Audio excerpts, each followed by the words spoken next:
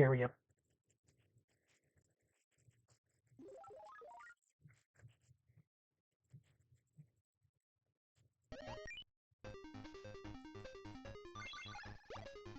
Okay. So, to explain, especially for the people on who might be watching this on YouTube, because I'm thinking of pushing the last episode to the end of the playlist once I upload it. I had thought that it would be a good idea to change my filters in OBS to filter out, background noise or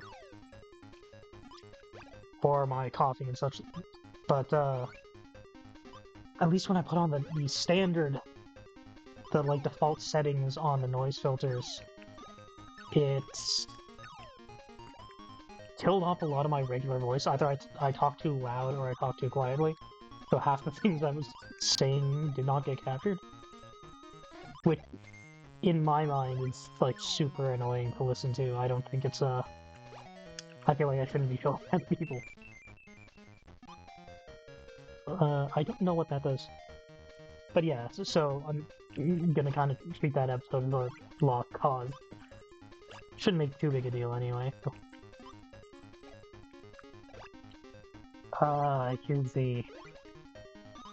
Here's where Kirby's block ball gets tricky. You have to move the ball up precisely like that. Take a notice of the lives, by the way. That was something that I had to check. We're trying to see if there should be infinite lives on all of these, because that's it's not required with the shuffler, but it's just sort of a option that's convenient because we don't want people to lose a whole lot of their progress. The standard is, when it's possible, you set it to 69 lives, because that is the internet's favorite number.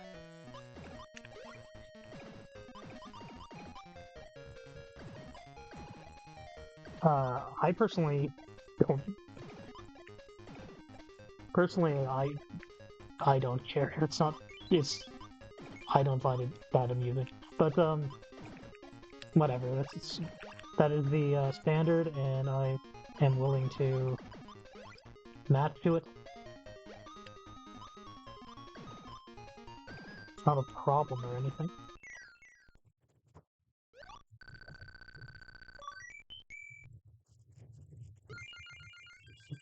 I need to ask someone why the achievements aren't showing. I'm very confused about that. I think they are showing when I'm not running the shuffler. Maybe the shuffler suppresses the messages? I don't know.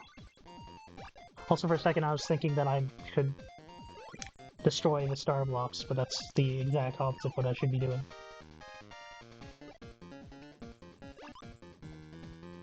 I don't think I'm paying attention, so I'm confusing this level for the previous level. Whoa.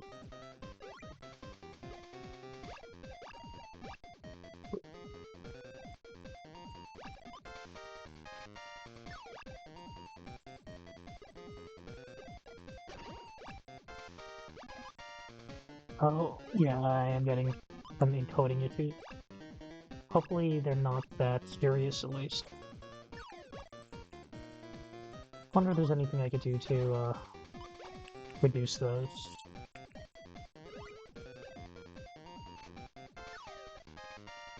I'm actually seeing dropped frames now, which I don't think was happening even when I had encoding issues before.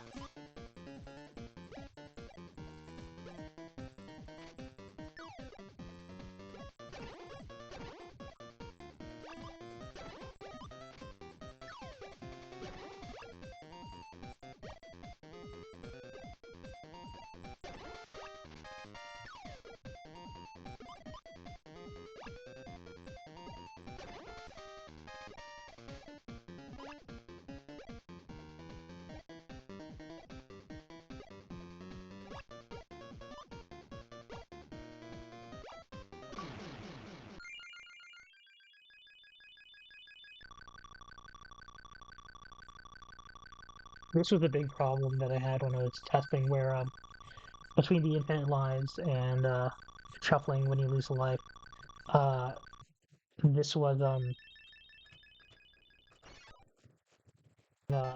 so it's constantly shuffling.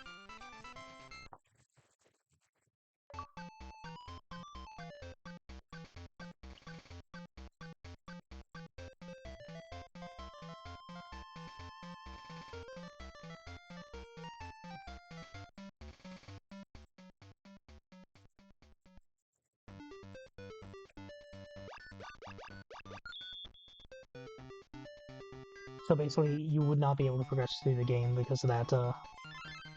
It would get stuck when you're counting down the lives. This is where they introduce actual powers.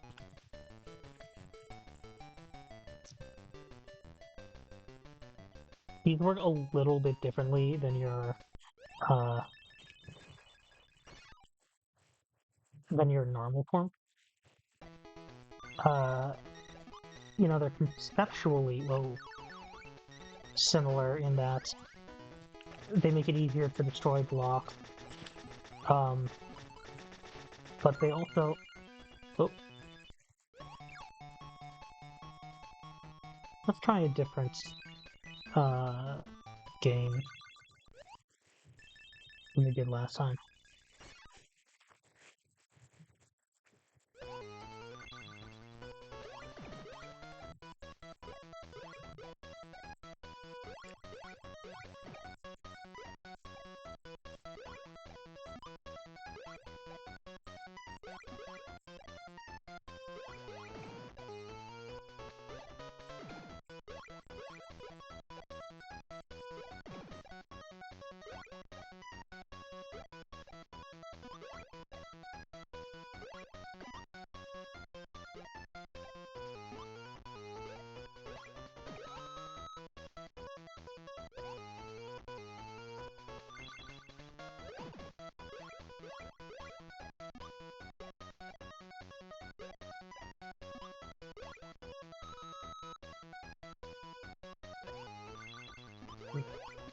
Was hoping to try playing aggressively so I can at least increase the score.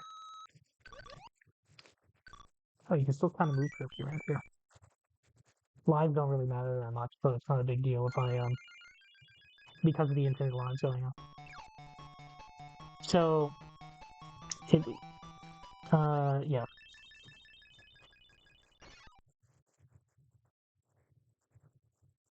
So besides the fact that you can lose powers, the other thing is that you're not restricted on when you can do them. You can, as opposed to your normal thing, which is has to be done from the paddle, and you can still do your big Kirby here, but you can't do that and your power at the same time.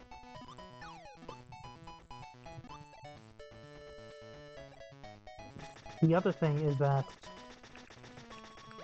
this can be used to adjust trajectory a lot of the time. That's, I think, subtly the most important thing about having powers in this game.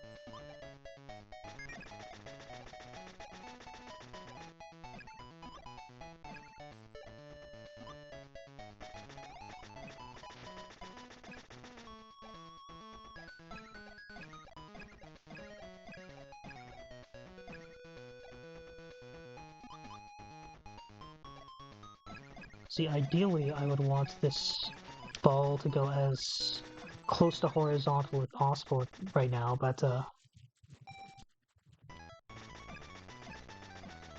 don't feel like I got the control to really make that happen.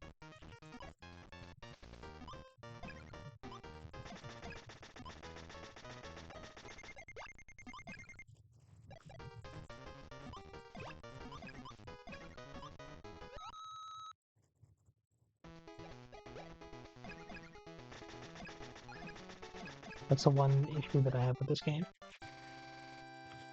When you don't successfully get all the jelly beans, Kirby looks a little frazzled when you win the round. More so than if you didn't get any jelly beans at all.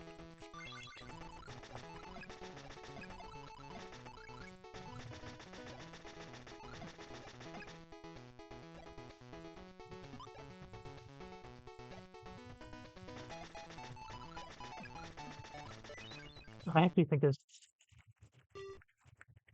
I haven't consulted the points, but I think there's probably kind of a trade-off where the...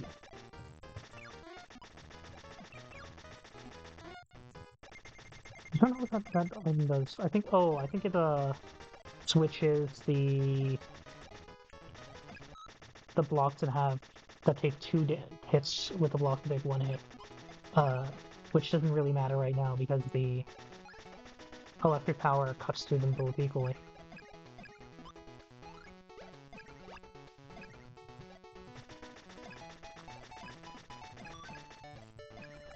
Try this.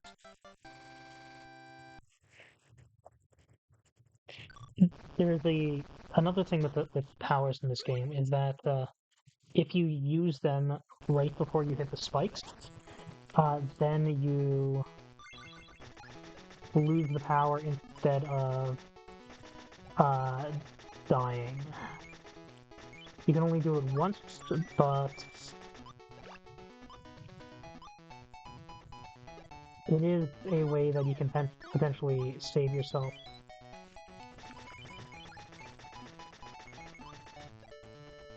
You'll also notice that these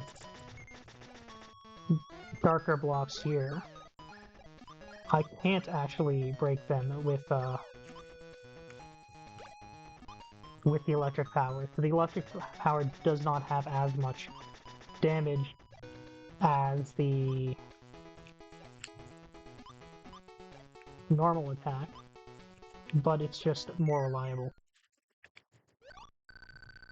It's interesting that the normal attack still has a bunch of value in this. I think that's always a weird thing with Kirby. You feel like powers should be explicitly better, but sometimes they're not. Sometimes they're just there for fun.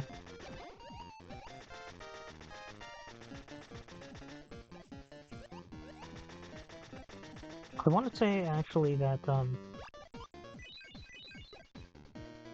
generally the raw damage is a lot better on your regular attacks in Kirby games.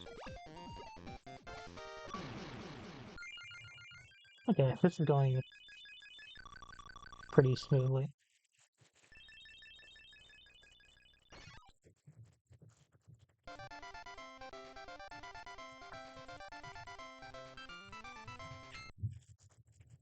I was wondering if I should make a save state. Because I updated my Bizhawk, all my save states broke. But these save states weren't something I would need to use for the shuffler. They're all just for more testing.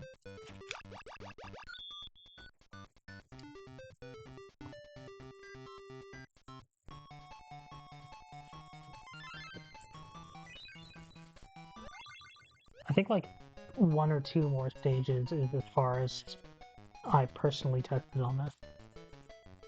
I think personally that someone else has, but as far as I've tested so far anyway.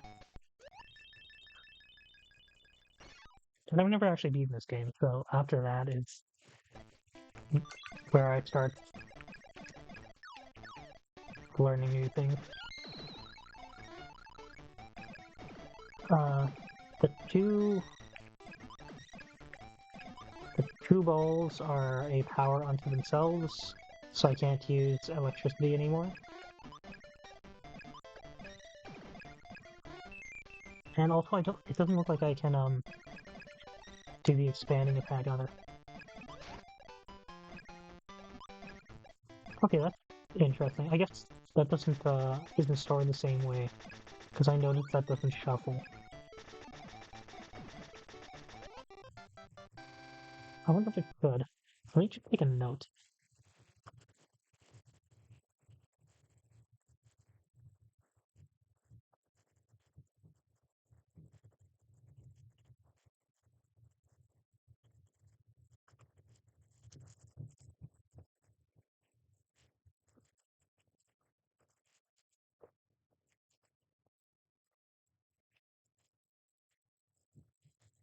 Should Kirby block ball shuffle when you lose your multiple? Is the note I wrote down.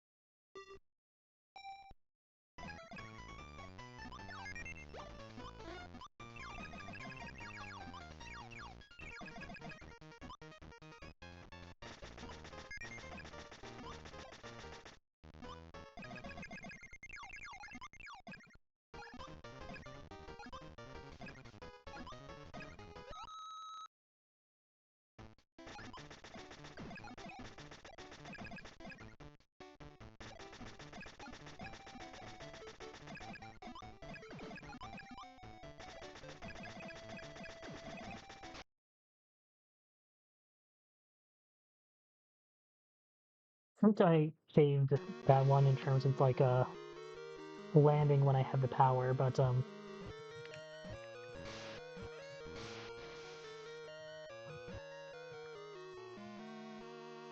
not too concerned about the fact that I took damage because I was playing that for a while. This is Gargoyle +1. Whoa. If... Oh, I'm lost, aren't I?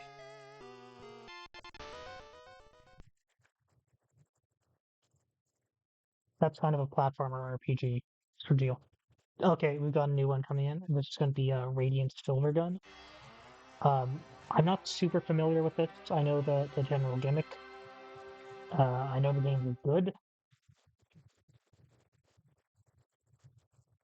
But this is kind of a predecessor to Ikaruga, not gameplay-wise so much, because it is well, it's still vertical, but instead of having the polarity gimmick, um, why am I even really going to options? This the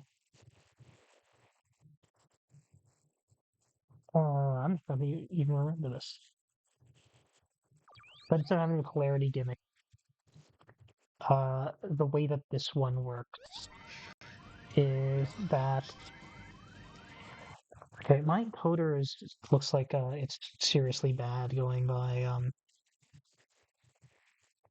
wonder what's happening.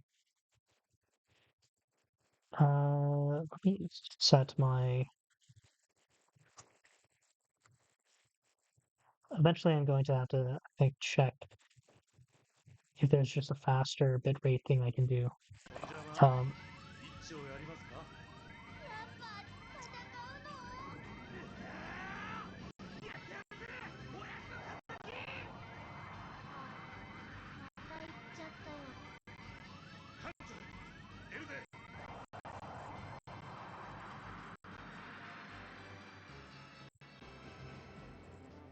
yeah, I'm doing really bad for drop frames, but basically, the way that Radiant Silver Gun works is that every one of your buttons is a different weapon.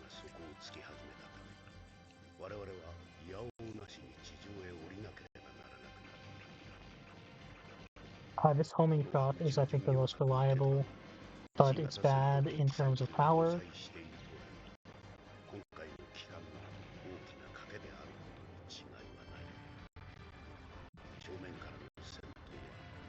So you'd want to mix it up.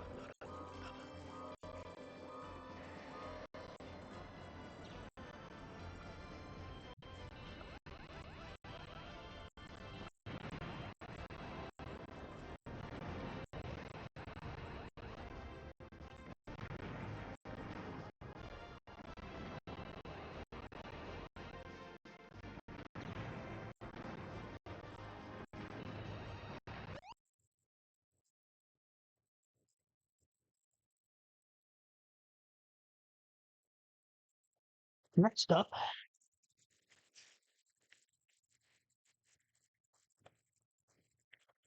we have Ball for the NES. I just realized I forgot to set my timer. Ah well. Yeah, we do that anyway. Uh, Next one is going to be Cabal for the NES. Um, there is a arcade version, which I would personally recommend. Uh, the only reason that I'm not using the arcade version is because uh, during the Thammage Damage Shuffler last year, the version of Bizhawk he was using wouldn't be able to run it at all. I'm not sure if this one can. I actually haven't checked. There's actually a lot of games based off of like the gameplay style that we got in Cabal, where you control your character and you control your cursor, and you've got to blow up stuff in the background. Compared to the later ones, this one's a little simplistic, and also, frankly, the controls are overtaxed on the NES. You do get this dodge roll here, which is nice. And the victory theme is very good. Basically, on the regular levels, your enemies almost work like a big boss fight, where they have a health meter and you're blowing up stuff to drain the health meter. There's a lot of environmental damage, which is not really something you see in NES games, I think. So this is kind of a spectacle, honestly, for the platform it's on. Like the area looks completely different when you're done playing. These grenades. Okay, we got a shot upgrade there. You can see cover's a big deal in this game. But eventually you do run out. And there's nothing you can do except dodge.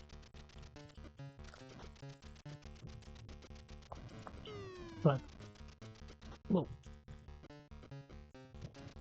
Grenades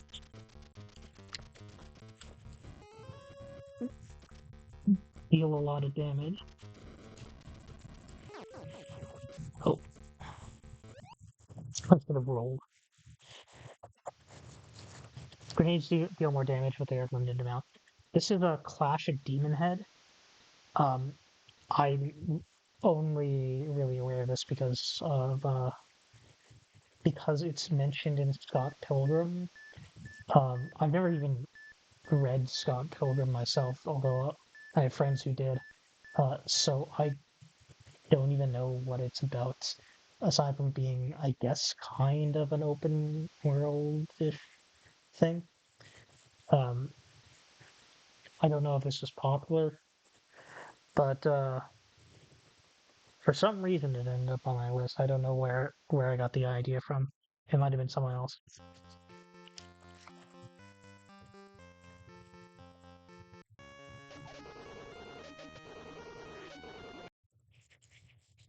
Did I take damage from that? It's ridiculous.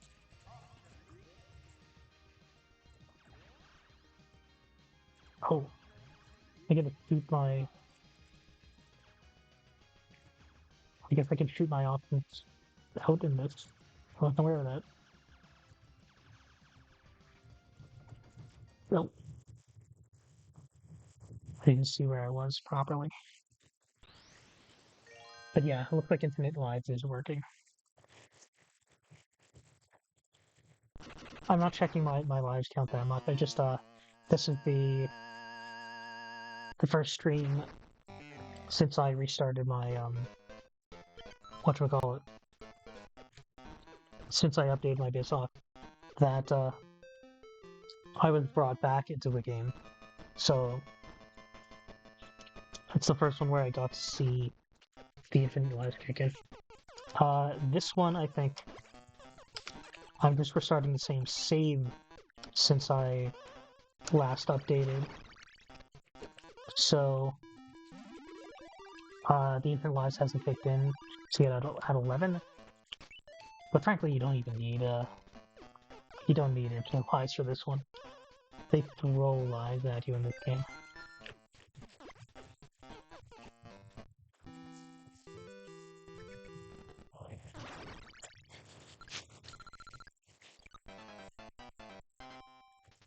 You can see here, like, for beating one level, they can give you up to 3 lives, and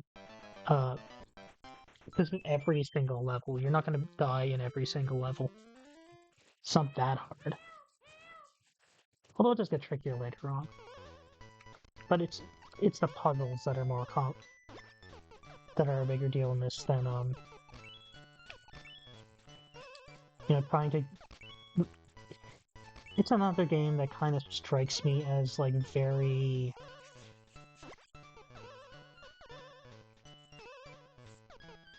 suited to my limited idea of what speedrunning is.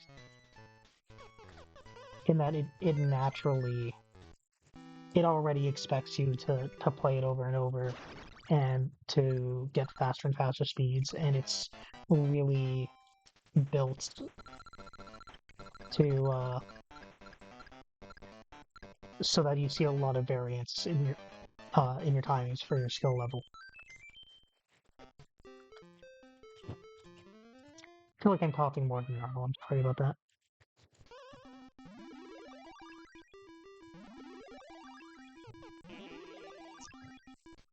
Really, it's probably just that I ate a minute ago. It's like a mimic that I just blew up.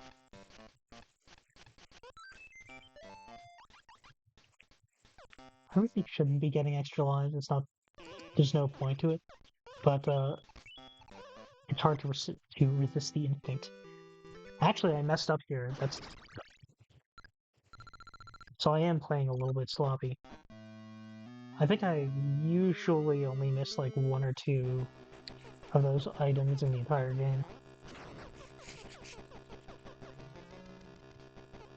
I think the first session I ended up dying here because I jumped when I was too close to the top of the screen when Donkey Kong jumped. Something fell on my head. Let's at least avoid that.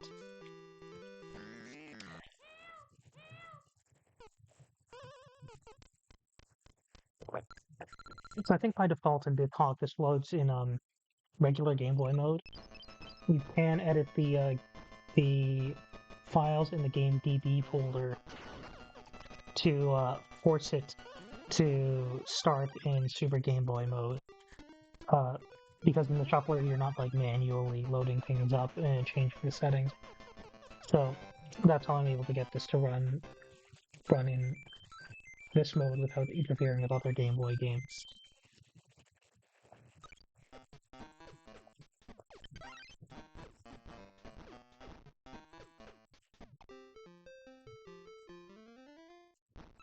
I was just a little perplexed at whether I'd saved or not, because this is the A button.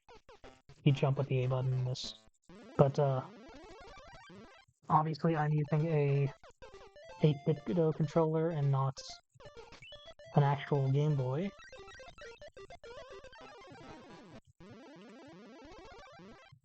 I think all my Switch games may be controller right now. But anyway, it's I think it's a really good controller to start with. But yeah, because I'm mapping Game Boy to Y and B, the Nintendo Y and B. So it feels a little wrong pressing B to save, but that's what I should be doing. That's where it gets puzzly.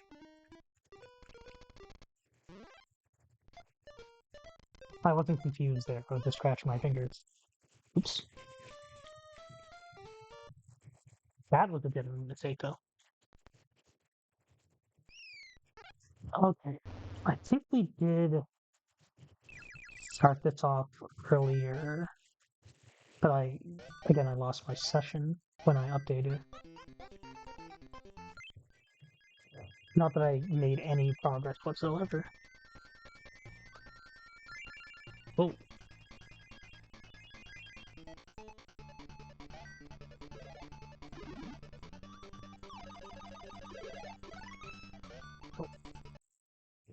Yeah, whenever you fall down, that's where the shuffle right.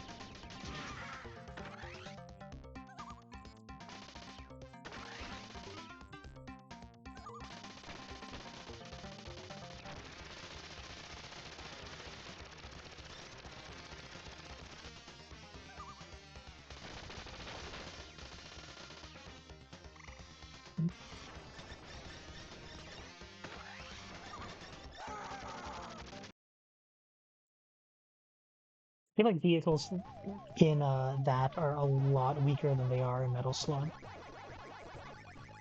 Although Metal Slug does have vehicles that don't have protected canopies like that. Like if you ride the camels, then you have that same sort of result. Oh. I was hoping I could sneak in front of him.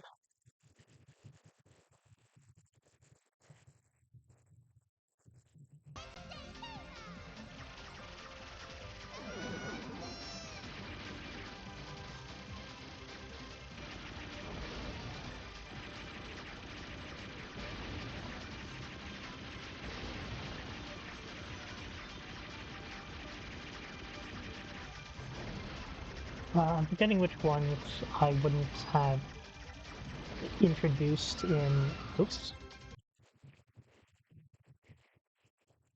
in like a video I recommended. That would have been Escalade.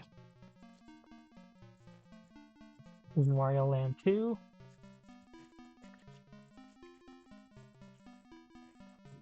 I'm fairly sure it's been Wario Land 2.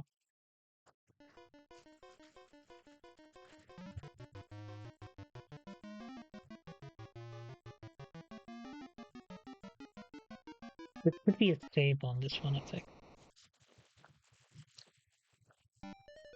Yeah, there is.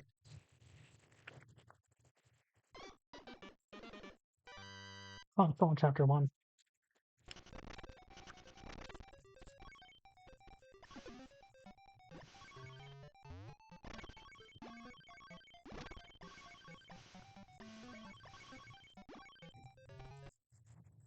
That looks like I have to break it from the other side.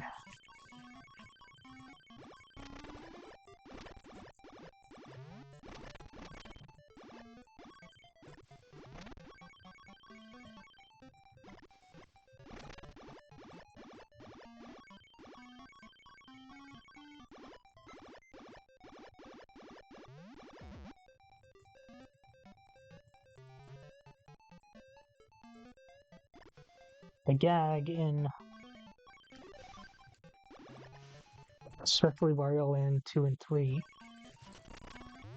but in Wario Land in general, is that a lot of the things that would be power-ups in Mario games are Wario getting injured. But not really. You don't lose a hash over it, which is for really the mark of whether or not something is real damage in Wario Land.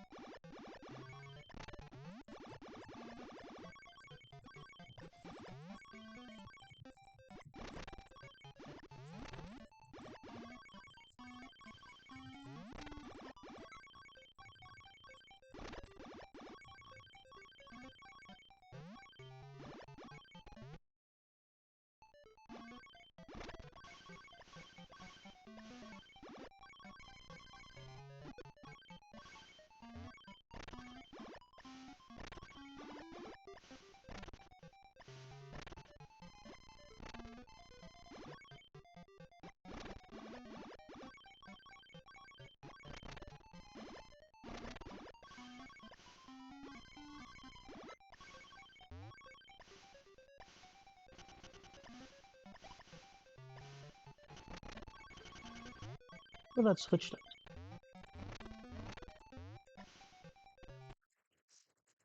Actually, let's go back. I don't know which is...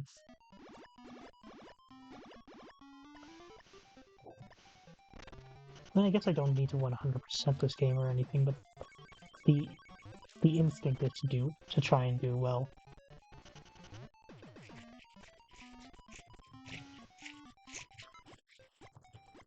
I'm guessing that you have to drain the water, or draining the water out somewhere.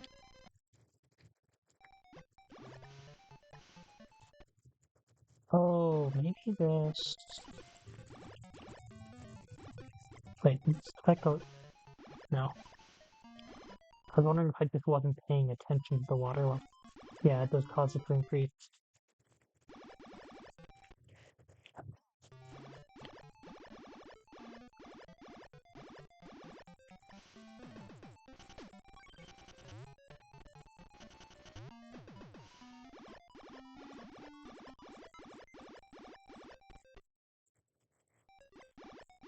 I guess if I went back, maybe if I lowered the water, I could get through those, I can get to those blocks that were, they would have been broken by the cold effect, but, it was under the water, so I couldn't do it. I assumed that I would have to come around them from the back, but it might have just been water.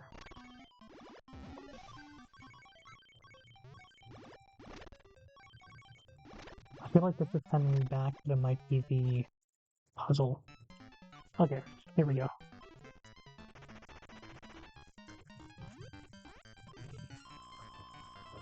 Opening my eyes really big.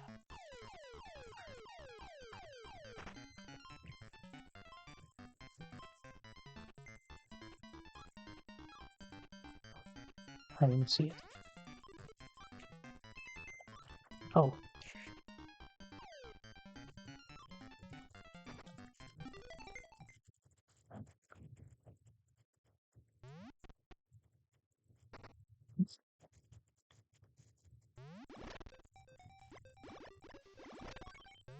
I feel like that's my subconscious mind kicking in, like I can grasp details that I don't know that I did. But, I feel like it just being dumb luck on my part that I got that right is the more realistic answer.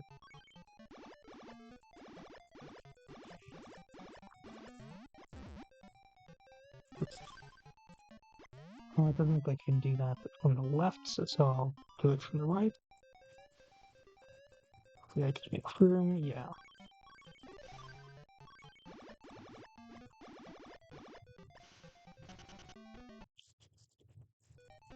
I feel like this is the Wario Land that I've beaten most recently.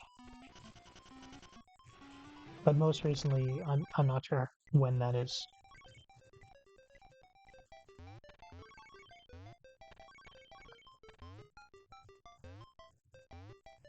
Right down it, so let's check it.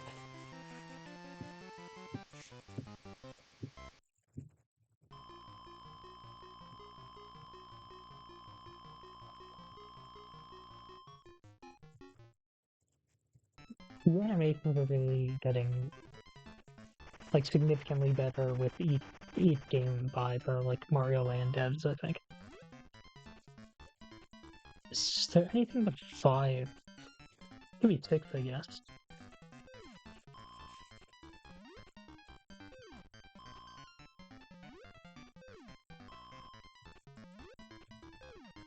I'm gonna have to see that bottom left corner, don't I? Oh, no, this is 5.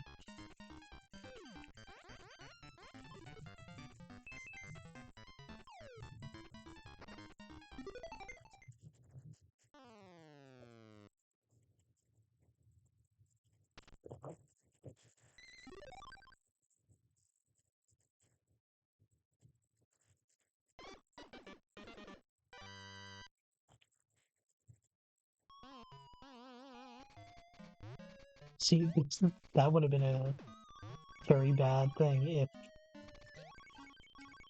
if all damage shuffled.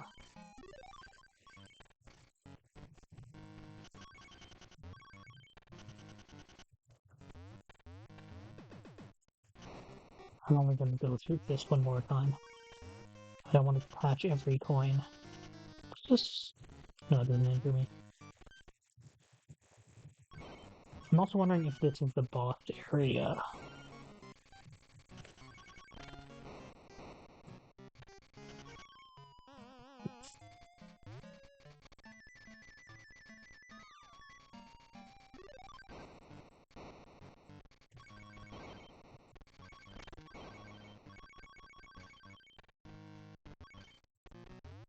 I want to say that's the boss is like down there, and then if you loot it, you get ejected up there.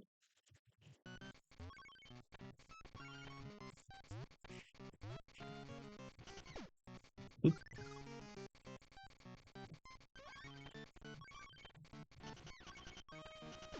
I feel like that could have shuffled, but I don't know how much hassle it would cause.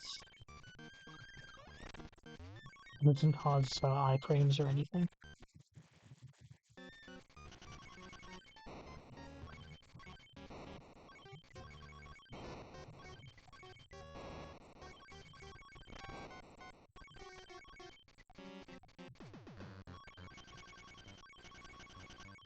Okay, so here I need to be flat.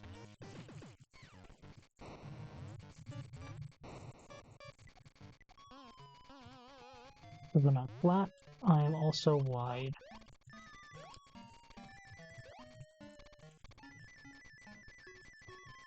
The only thing is you can't go faster when you're like this. Oh, this is just a regular exit. But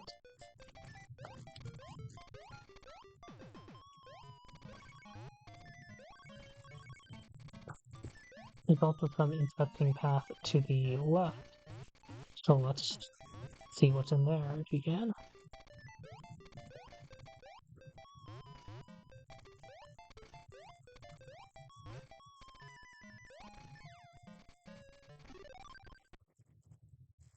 Here we go.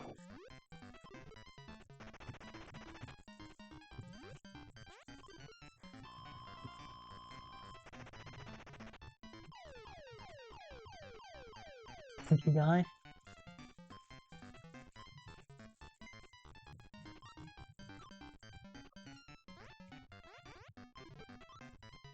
Nope, got it wrong. You can keep doing it to make it safe.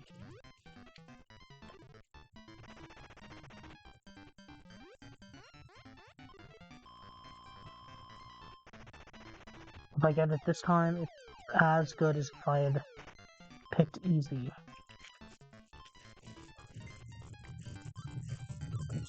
This time I actually did see it. That's why I go with normal. I feel like it's, I get it often enough that it's worth it.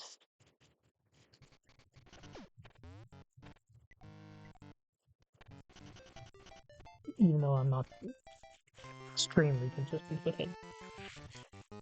This is probably the boss fight. If that stage I was on wasn't.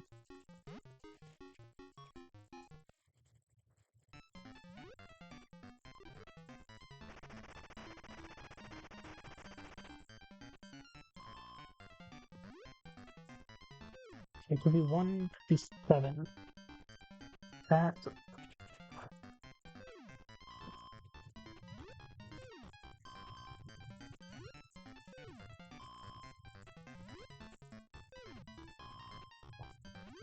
yeah, like a 7 to me.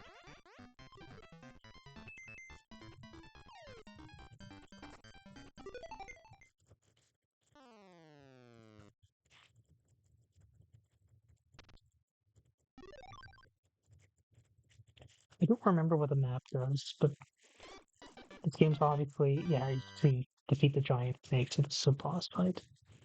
Bosses aren't that serious in this game, though. Actually, it might not even shuffle on getting hit by a boss. Because I think they just transform you and throw you out of the arena.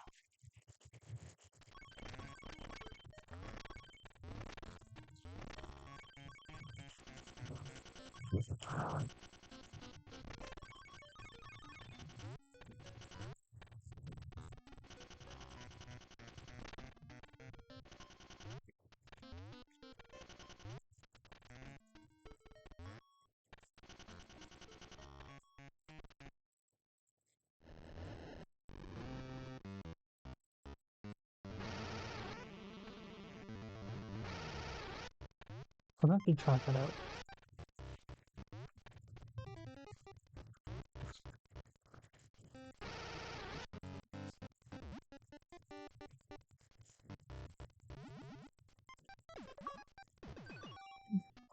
I'm sure there are fan bases to which that's very popular. I wonder if that should shuffle. I'm gonna write that down.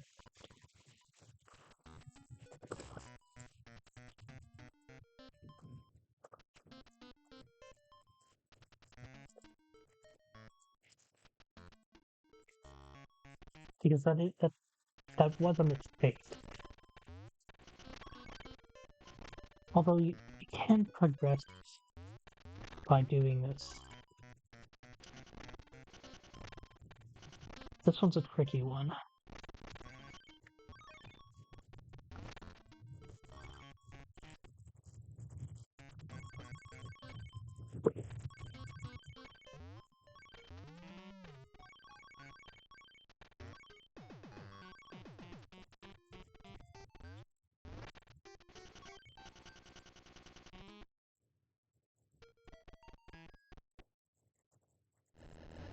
Alright, we basically clean this place. Let's fight this guy.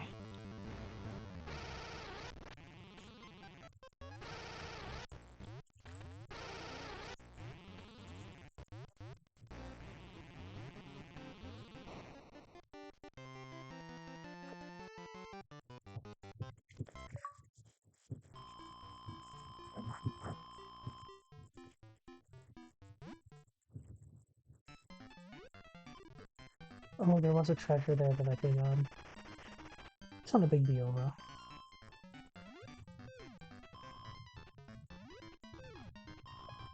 0.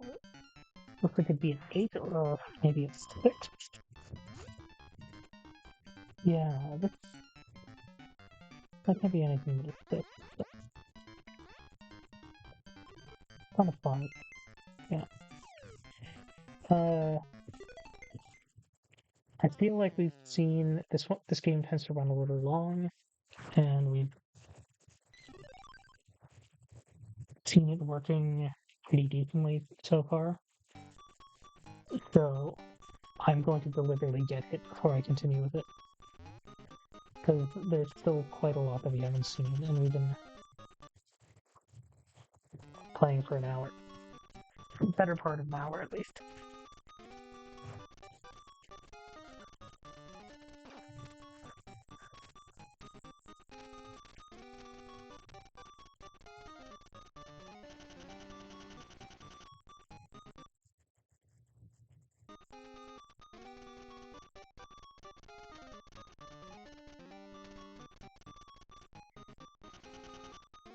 I remember this part because it's Wario's chicken. Is that why he's concerned about this chicken? Such teacup. I didn't realize that. Did we go on their boat? There we go. So yeah, it is shuffling normally at this point.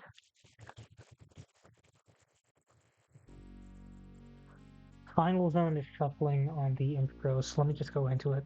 I'll be shuffling plenty anyway. This is not an easy game.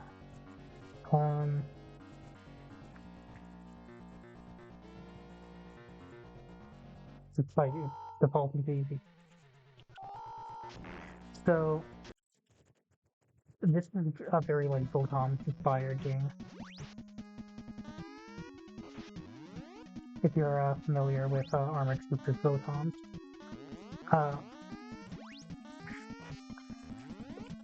Otherwise, it's very similar to, it might even be related to the developers of a game called Last Alert.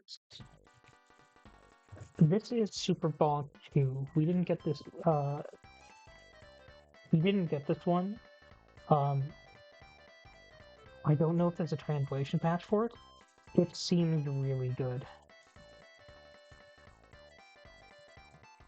Again, it's another one that was outsourced by the developers who went on to make Super Robot Wars for the Game Boy Advance for the Nintendo DS.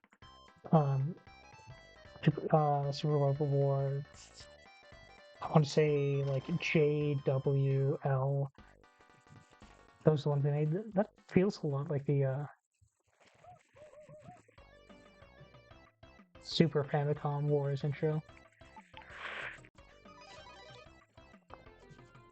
This is very similar to. I'm not even gonna bother with that. Stereo. Monaro.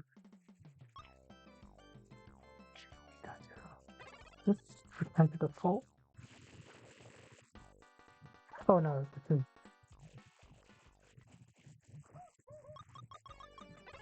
Tutorial. As a joke with this series, to make it feel like caveman-y, everything is written out in the same script. There's 2-player there. I think. I wasn't looking too closely.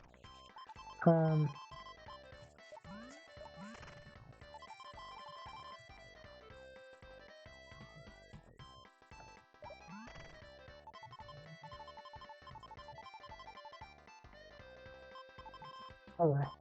I don't really need these, I think. I've done this tutorial a bunch, trying to get this to work.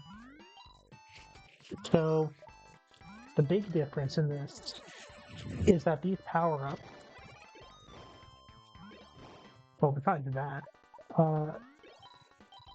these power-ups are no longer timed. So I get this until I lose it. If I land in the water, I lose it. If I take damage, I'll lose it.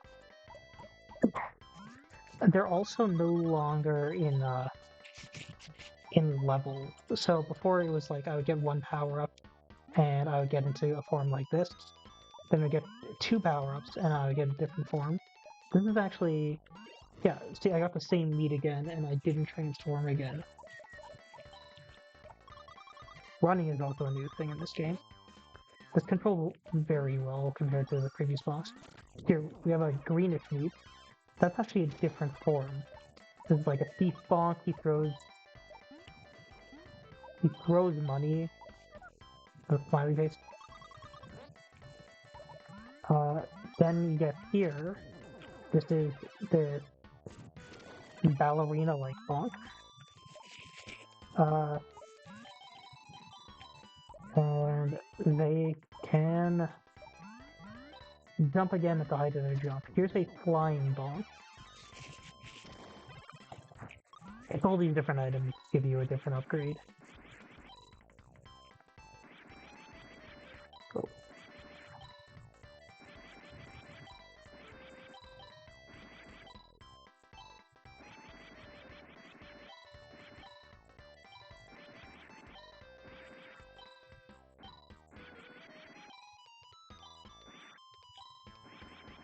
I'm sorry, the completion is in. I cannot escape. Getting those little hearts increases your maximum life. I don't know when that resets.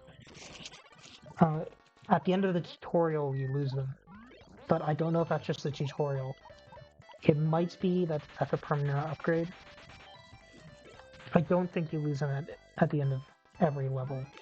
Which I feel like might have been the thing in other games. Oh, I can't run in this form. It's interesting. There's another button.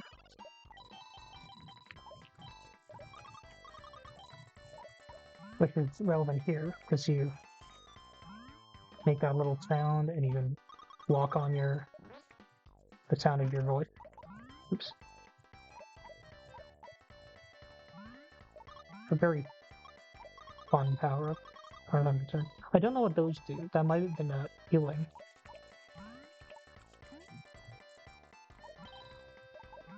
You can still do the spin.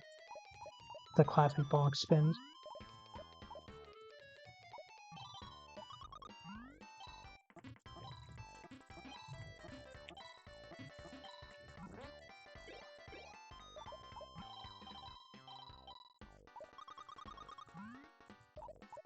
And then these blasted turn you into like a gecko bonk,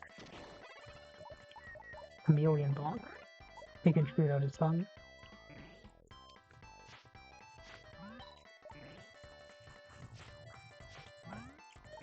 See, that spinning animation, it was, the original Super Bonk, which I didn't really notice until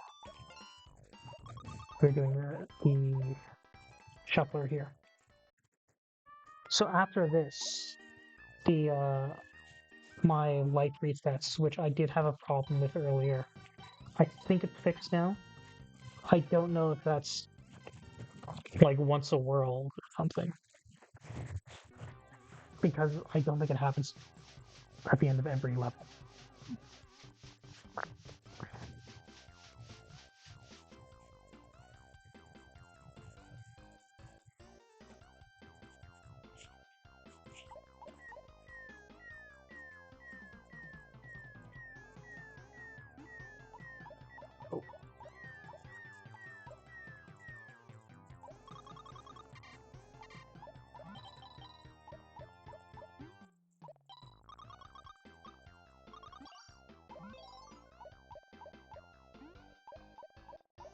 I feel like that's a thing Bonk likes to do. Give you an extra life, a secret extra life right at the start. I think our extra lives actually might have got reset too at the end of the tutorial.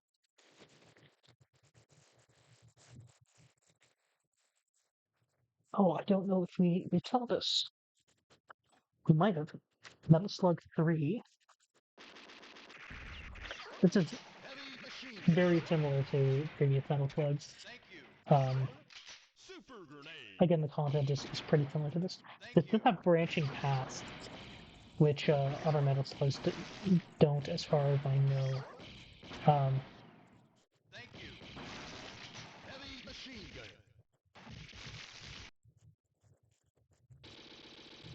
Like you see, this area, I'm not sure if I'm going to take it. I feel like I should. But this is what happens if you went underneath. There's like a, I'll at least show it to you in the stage. But there's an area where you can like sneak underneath and get get to a submarine, and that would lead you to that part of the stage as opposed to a different part.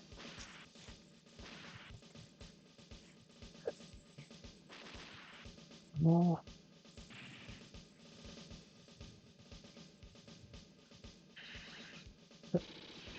I meant to use Arian in Metal Slug 2 and Theo in Metal Slug 3. I don't know if I'm still keeping to that, but I guess I'll try. Seems like a good way of distinguishing between the two.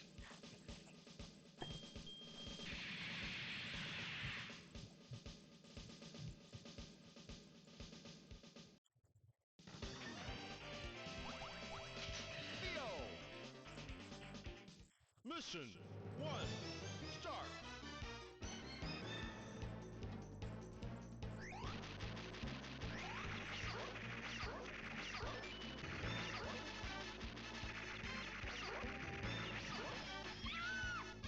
Oops.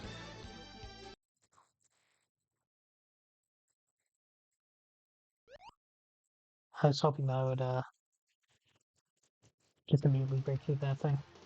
Okay, this is Super Contra, the sequel to the original Contra. Specifically, it's the arcade version, which, much like the arcade version of the original Contra, is not that good. In general, the console versions of this seem to be more fun. Keep your eyes peeled.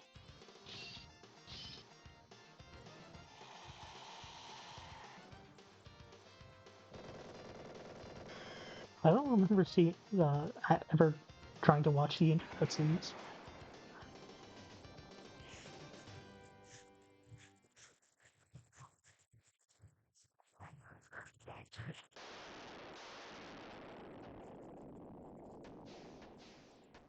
Yeah, just even looking at it visually, like even though it's more detailed in the NES game, the details feel like very janky.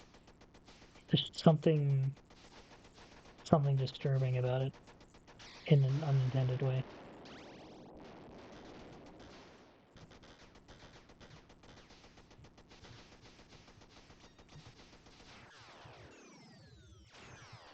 Okay, so them getting hit doesn't into effect.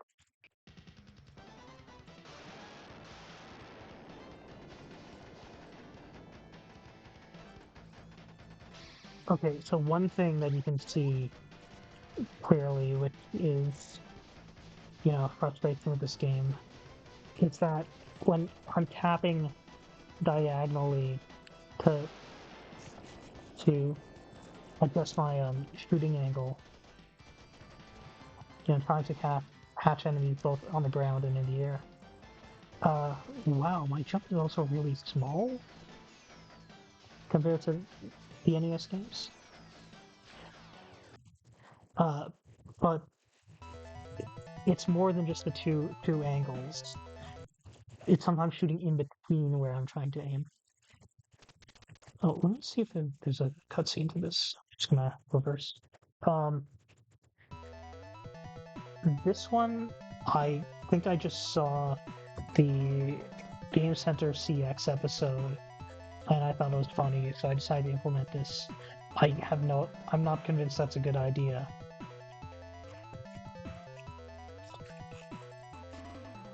But it seems like a kind of amusing game.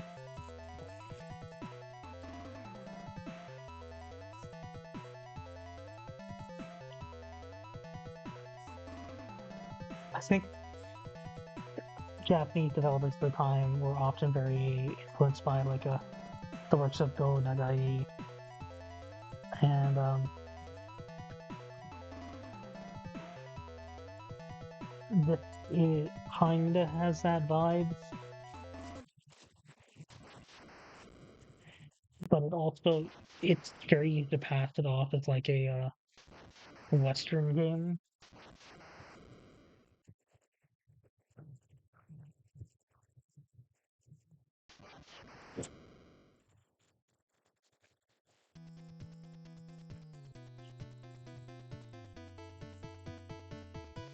Like it doesn't come off across as specifically Japanese as a lot of them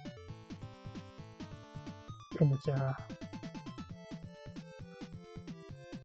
That's kind of a cool cutscene, actually.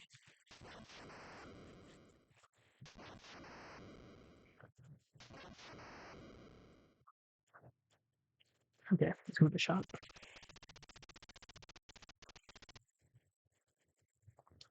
No More Heroes is not in the shuffler. Sorry to say.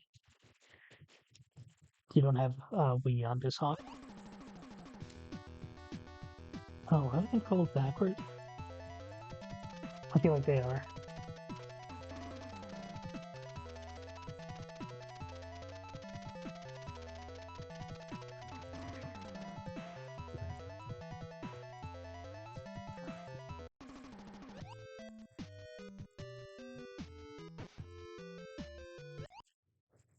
I haven't really looked at that cutscene before. I just kind of assumed that was the guy you're fighting. Okay. So I apologize if I explained this before, because again, I'm not sure which section I would have started this. Um, this is a game that I added for Smite.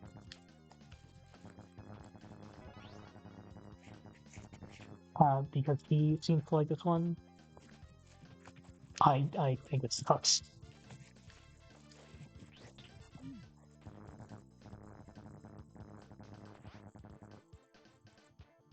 I guess maybe it's funny bad. I'm not even convinced it goes that far.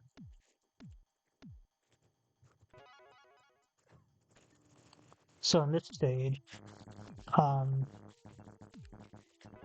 we gotta grab all these bombs, which our spider sense gives us the directions to.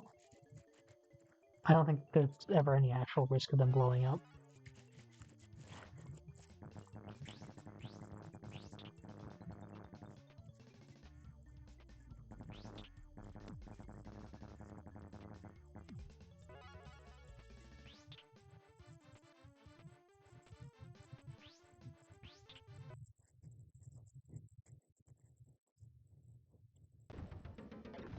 Okay, that's weird. Um,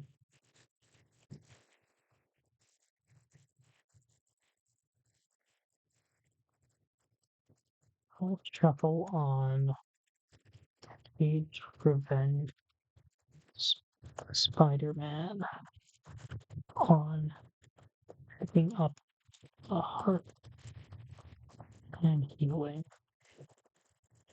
Maybe, I don't know, if it interpreted my health as fine, maybe it went down instead of up. I didn't see if I got hit there. I might have to check. This one though, this is a new one. This is King of the Monsters 2 on the Sega Genesis, or Mega Drive, if you prefer. This is actually, the reason I added this, I did add the arcade version, but the Genesis version specifically is significantly different in that they tried to make it play more like the first game. The first game was a wrestling game, uh, but they the one difference is that this one still doesn't have the pins from the first game, so it's closer to a fighting game, just with wrestling game mechanics. Okay, so it doesn't seem like you're taking any actual damage in the demo, so it's not shuffling here. But yeah, you can see there's like the wrestling style grappling, which if you saw the first King of the Monsters, it has that. The second one does as well.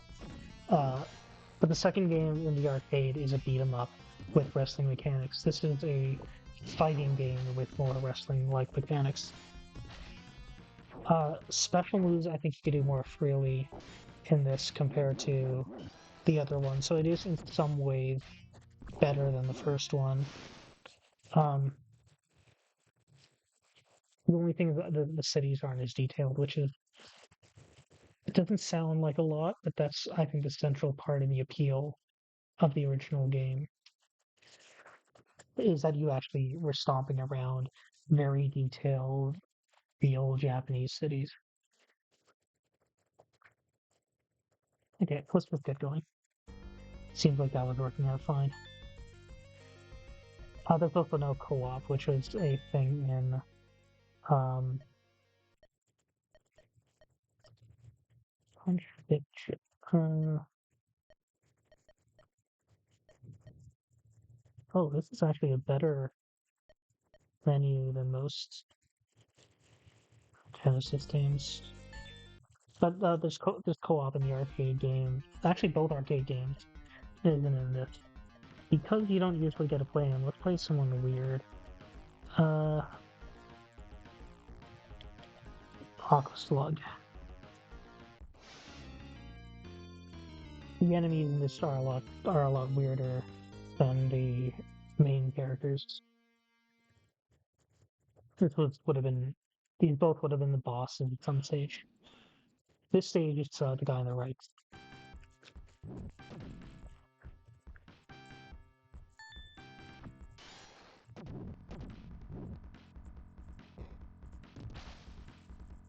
Like you hold a button. I don't know how you do.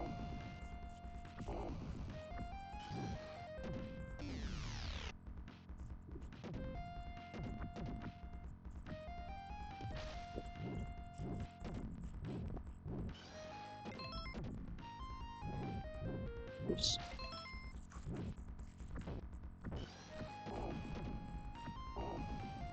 Oh, they actually use like portal circles and such in this.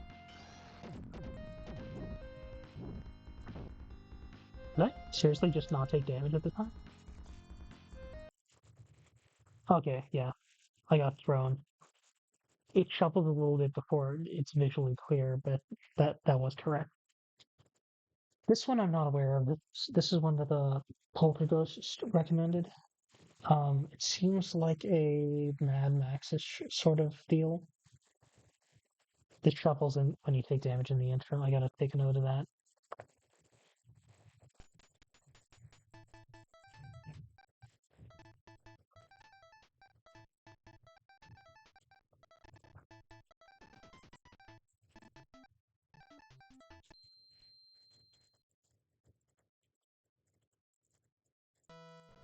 Oh, so let me see if there's a intro movie in that. I'm sorry for exposing me to flashing for a second time there.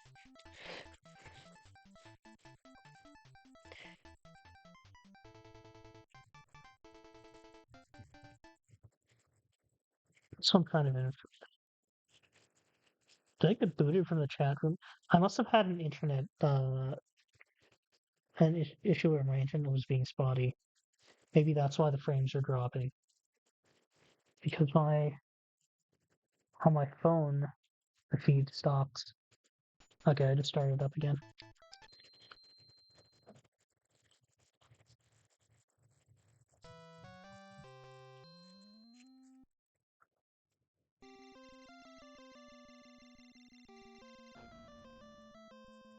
Okay, that's how that game goes. Uh,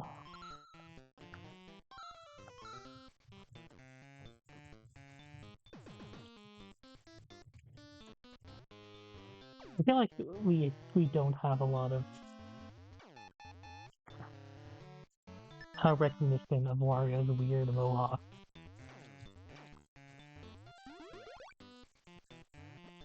Maybe the pumpkin is just a general upgrade. I don't know. Well, you actually do go a little bit off the wedge with the Explorer hat. It's not as much as a Viking hat.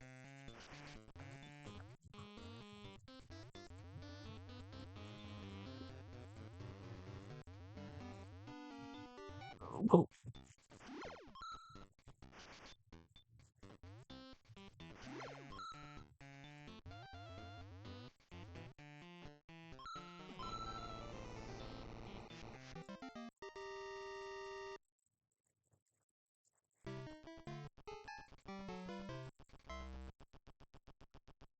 you can see, I guess, having the hearts and the coins as two different values is similar to how uh, Mario 2 does it, where you have your coins, which are used to buy bonuses, but also your enemy kill counter, which is what gives you extra lives. Am I getting followed this entire level? Is that going to be the gimmick? Looks like it.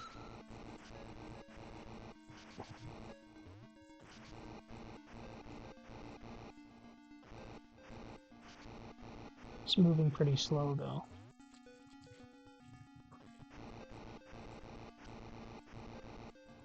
Can't even see it at the end of that ladder.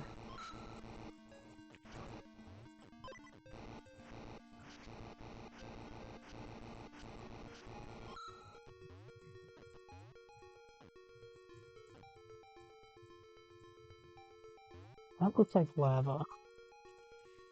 Lava. So let me see if I can ride this guy over it.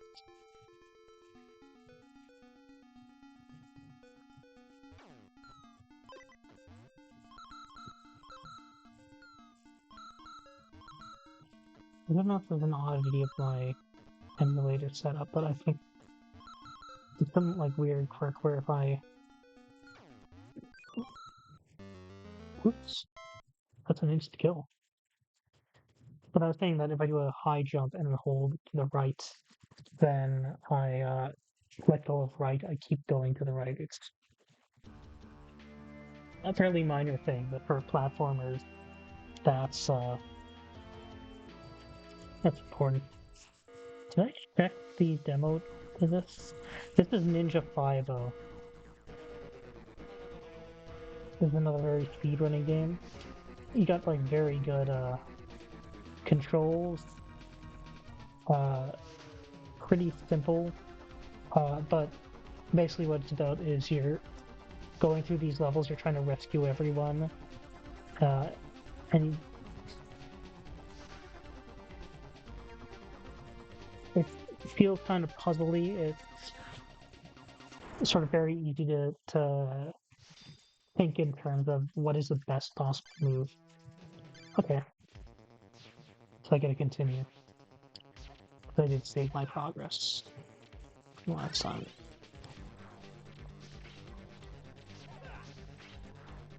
This is the fully upgraded shot.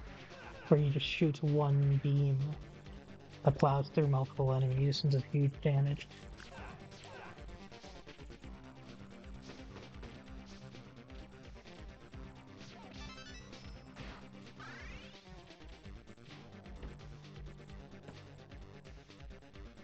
I think at this level, your power, your sword isn't even significantly better than your shot.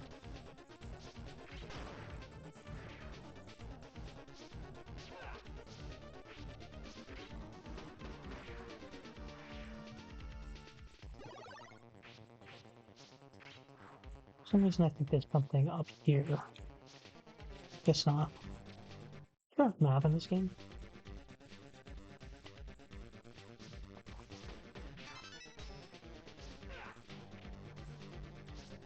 Normally, your sword kills people in one hit.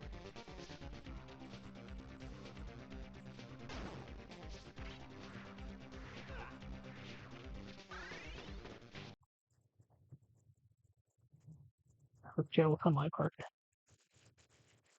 But that's good. It's good that it punishes you for doing things for the purpose of the shuffler. I think a relatively good pick for that. This is Neo Turf Masters. It's also by the Metal Club guys. But it's just a really like arcadey fun golf game.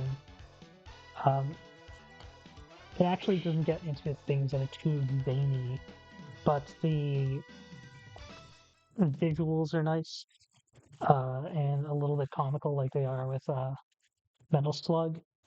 Um, oh, I keep just showing you what to do. I was thinking, wow, that was gonna be the worst shot showing the demo.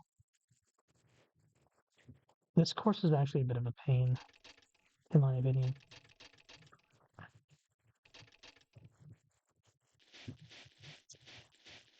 Yeah, it's very easy to land in that river. Um, the way that this game was implemented in the shuffler is based off of how Shadowhog implemented Pebble Beach, where it shuffles for every stroke. So the fewer strokes you get, the fewer shuffles you get. Um, I'm a little concerned that this one it'll force you to quit if you do too many strokes. So there's technically a maximum amount of shuffles that you can get. Aside from that, it's pretty straightforward, and it could shuffle regularly, and also progress regularly. So it seems like it's as good a pick as any.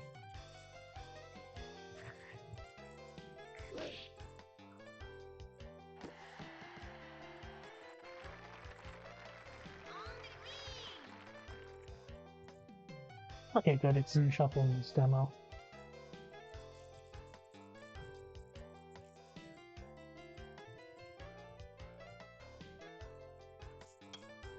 Yeah, this is not as hard to figure out compared to other ones.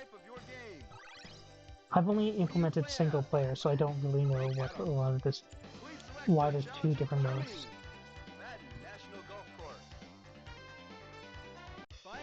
This will shuffle before I get to play though, because this increments your strokes before you actually play.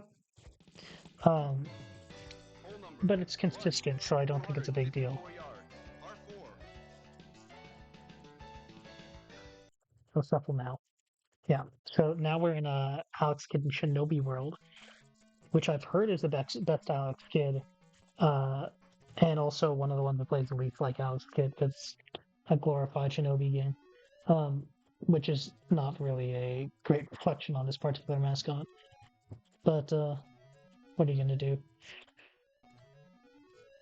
At any rate, I only added 2 Alex Kidd games.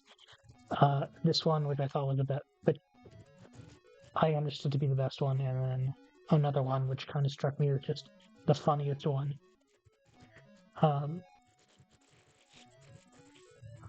Alex Kidd, if you're not familiar, he was the mascot of Sega before Sonic the Hedgehog, uh, during their Master System era.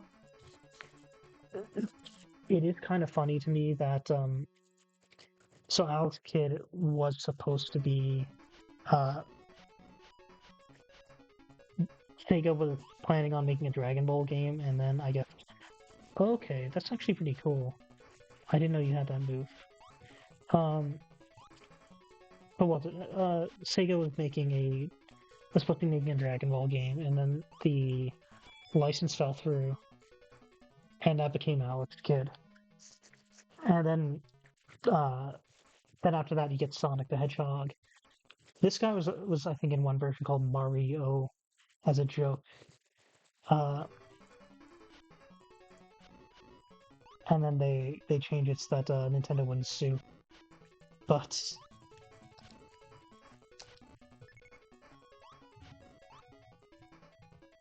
what was I saying? So they replaced Alex Kidd with Sonic the Hedgehog, who will you don't have Shurikens in this one, so it's a little trickier. I wonder if I can try that pole move. Never done it before. Most of the enemies stay dead.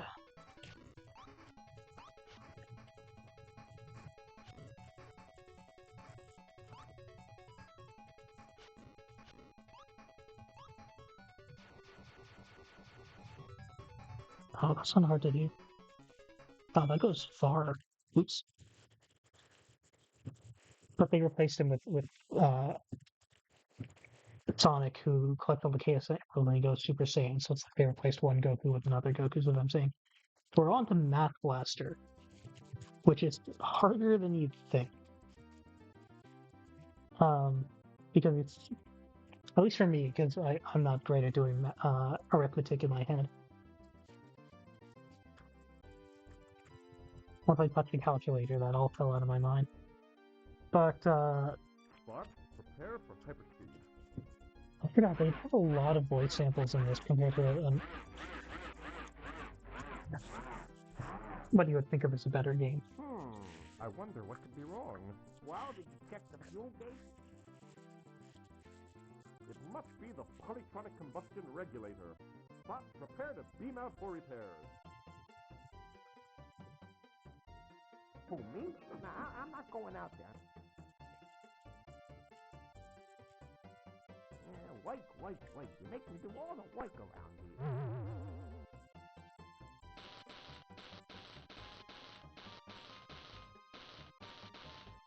There is an action component in this game too, so how you set the difficulty up, it's not completely free. Hey.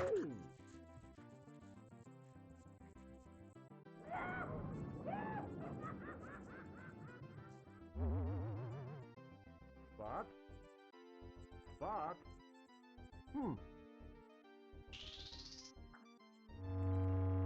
Galactic Commander here. I can't seem to find Spock. This sounds like the work of that yellow three-eyed trapped alien. I'm sending you on a mission, Blasternaut. Good luck. Sending Blasternaut on a mission to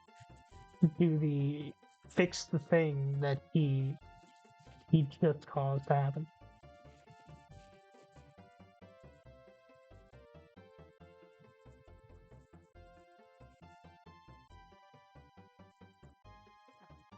So this game repeats, but these are actually the 3 levels.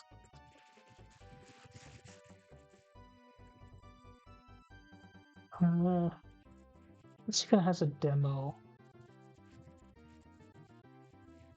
It's good that it didn't trouble during the cutscene though. Oh no, why I would. No, it doesn't. Prepare for hyperspeed. That doesn't matter. Oh boy. It doesn't matter.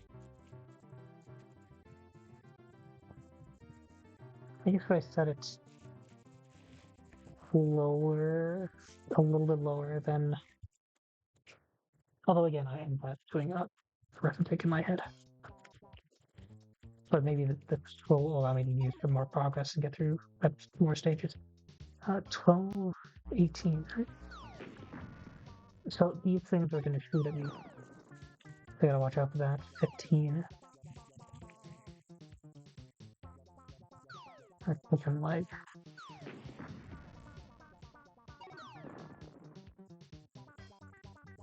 70, 72. Right?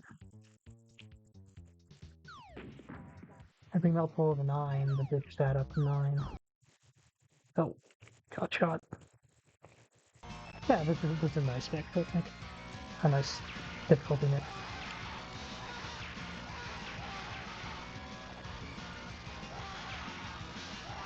I've been setting the math difficulty up more when I've been practicing, or when I was setting up the shuffler. That was Gun Force 2.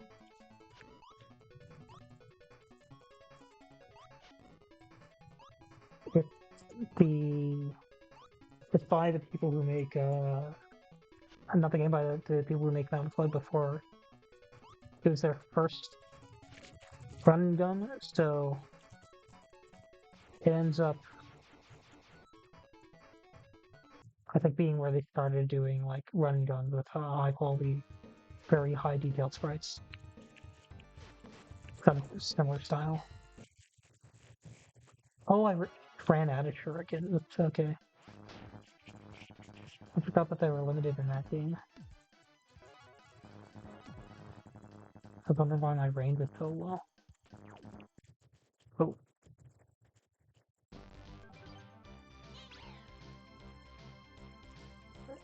Switch into Valkyrie, and now we can finally see what's beyond this. I think there's a boss coming up pretty soon. Oh, this is homing a little bit. Oh, it barely missed.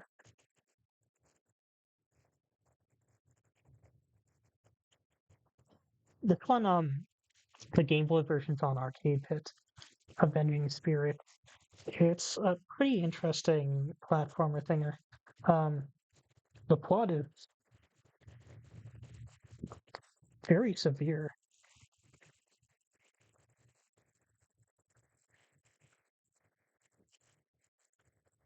Yeah, so they don't back up on that. You're dead.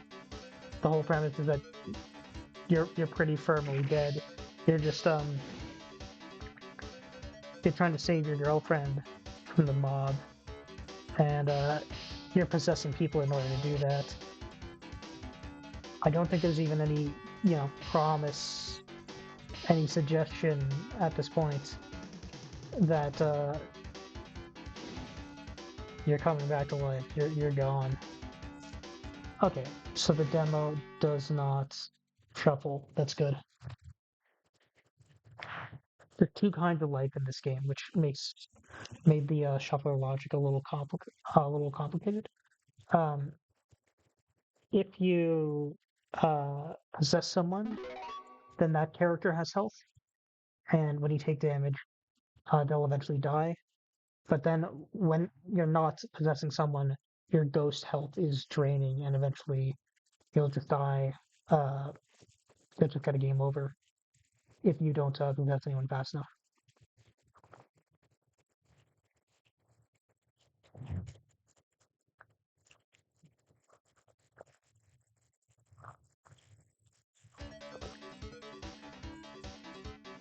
You see, already my health is going down. So this is feels a bit like Kirby and stuff like that, where you get to play around with all these different abilities, but a lot of them aren't that great. I forgot how good my jumping was, at least with that character. But like those fighter ladies, they just have no range, and it's not like they have great power to make up for it. This game has great music, and it's very bad. It's a Tim Follin soundtrack. Personally, I would say it's it might be the number one of the ones I've heard by him.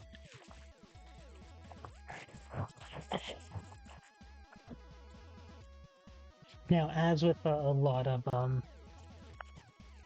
superhero games, they don't do a good job of showing off that your character is supposed to be like incredibly powerful, which is especially bad for Silver Surfer because he's one of the most powerful Marvel heroes. He can just basically do whatever he wants. As far as I know, like, kind of no definition of what power cost does. Oh, what was that? I don't know how 2 hours get. Oh, that's couple during the intro.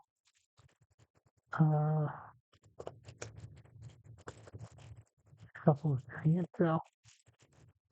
I didn't really see it, but I was distracted by. I had the alarm go off on my phone, and I don't remember what it was for.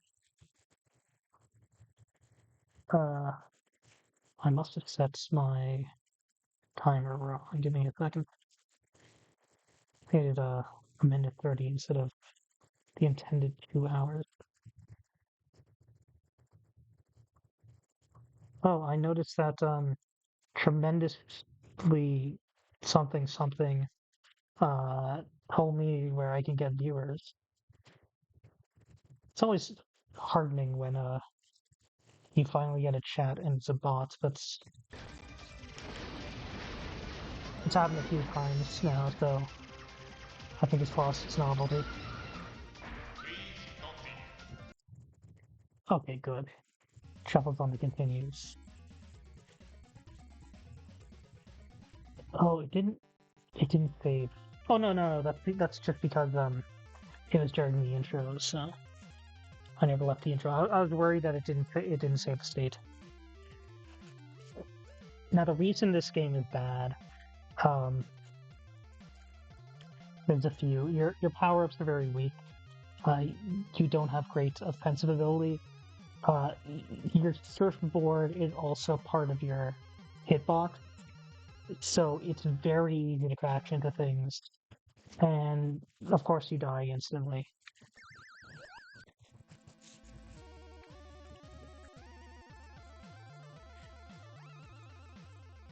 Oh, it's a shmup, in case I haven't mentioned that. So you see, like, I can't. I'm pretty sure Silver Surfer can blow up, like, planets and such, but here I'm getting beaten up by fish. This one, uh, it's a noted high point on the TurboGrafx 16, which is why I put it on here. Legendary Axe. Um, it's a caveman game, which for some reason, like in the 90s, there's quite a few of these. And really, it's just a solid platformer. Is I think why people talk about this. For like the TurboGrafx, where a lot of the library were shmups, having a good platformer actually stands out a lot more than it does on the Super Nintendo and such. That's the problem. It's shuffles during the intro.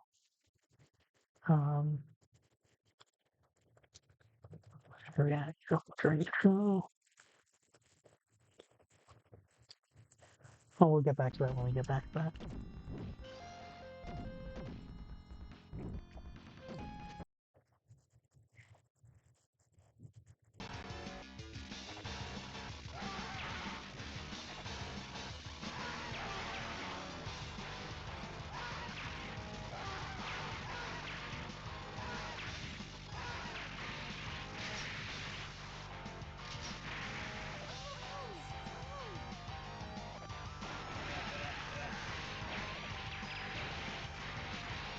I feel like the graphics are very good compared to Gunforce 1. They actually feel the game no longer feels generic. It actually feels like really good to look at. But in Gunforce 1's fights were not core. It's just the style was not really there. Here, the style is still a little generic, but the level of detail is approaching that you have on a Metal Slug. So I think this is the point where, you know, it starts to feel good, but it's not quite there yet.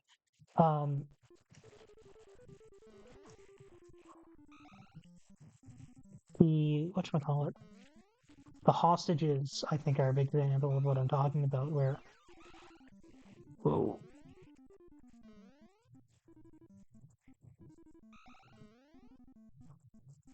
Where they look fine in terms of, like, just how detailed the sprites are, but having, you know, ladies in red dresses is not that interesting for a video game. There's lots of video games where you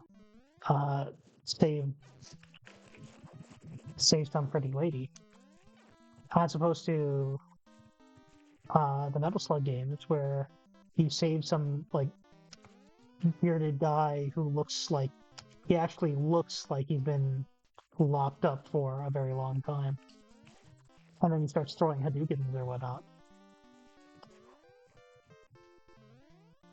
Okay.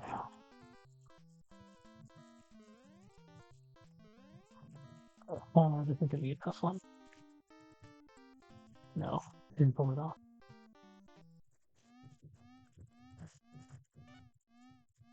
I didn't want to jump left because you don't get a lot of horizontal distance on your jumps in Ice Climbers. Does that mean that I failed when I did the Oh, I also just it occurred to me in the Japanese version, I think those enemies are seals, and then they changed it because they didn't want to associate the game with seal clubbing.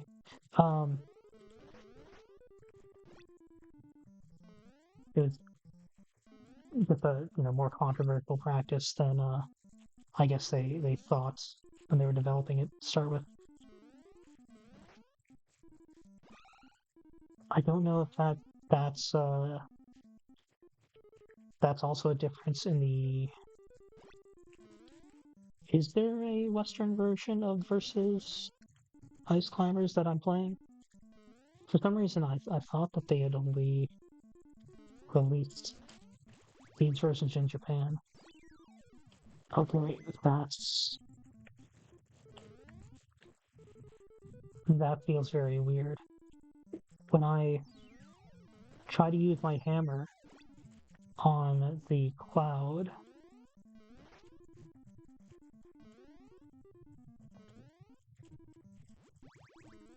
it suspends me in place and makes me fall down. Yeah, I can't get the... Whoa.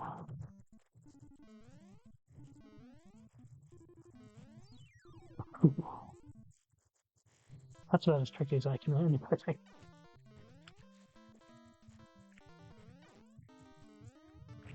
I'm dreading where the game goes after that. Oh.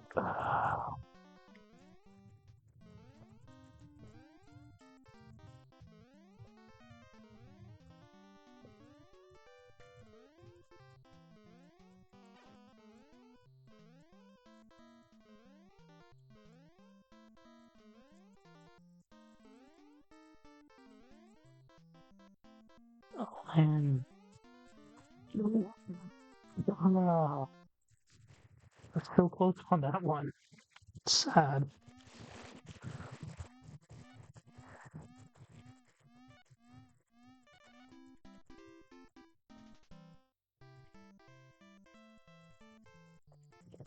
Well, so it does seem like I get the Yeti if I...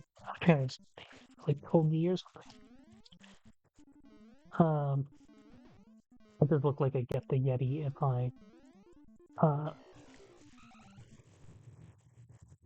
don't get the Dactyl.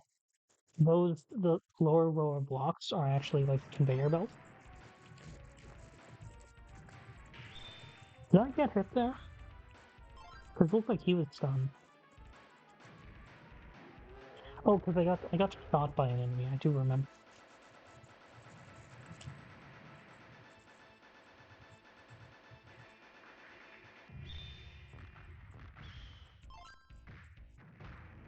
Try to pick things up.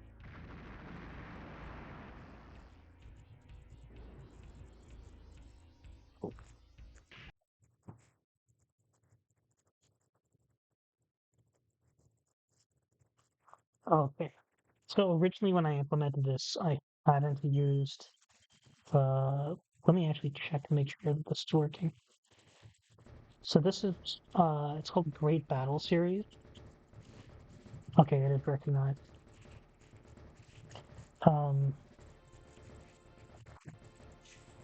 So it's a like licensed crossover with a Kamen Rider, Ultraman, um, and Gundam.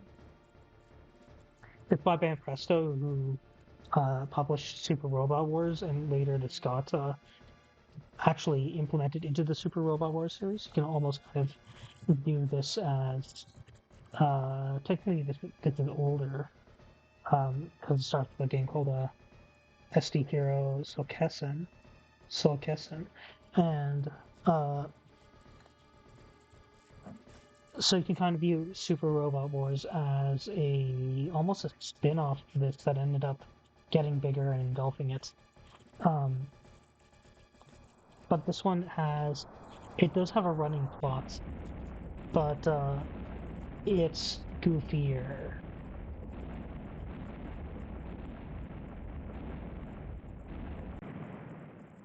I only implemented the fourth and the fifth games because they're run and guns, which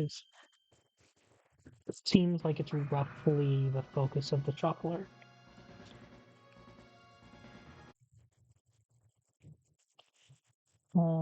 Let's leave it for a second because I'm wondering if maybe I played the demo. The guy on the rightmost position there, that would be here he's called Warrior Roar. Later he becomes a pilot in the Super Robot Wars series. Technically the advisor to the pilot because he has a successor called Fighter Roar. Uh, Fighter Roar is, besides being a unit himself, that robot back there. There's a redesign of it by Asami Obari, who that's one of I think the more popular robots in the series.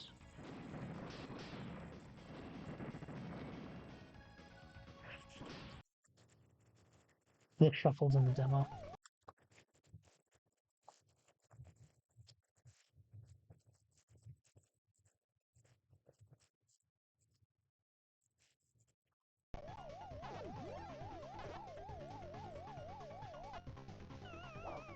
I didn't get the hood in time. It's actually a lot harder when I'm using the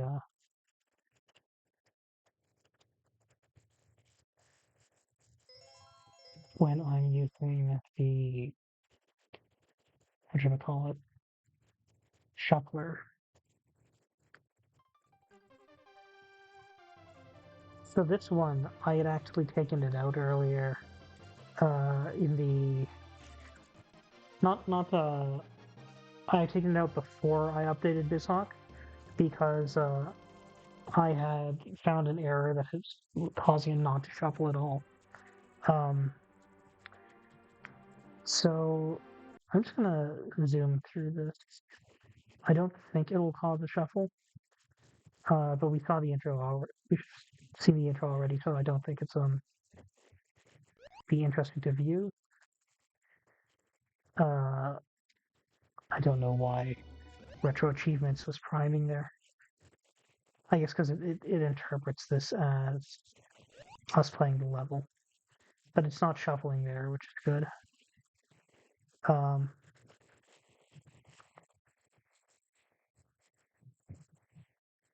okay.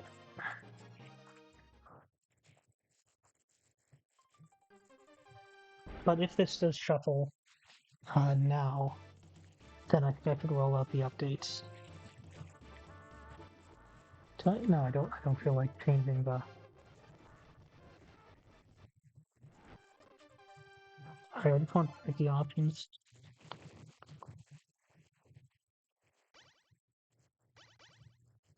The colors are fine.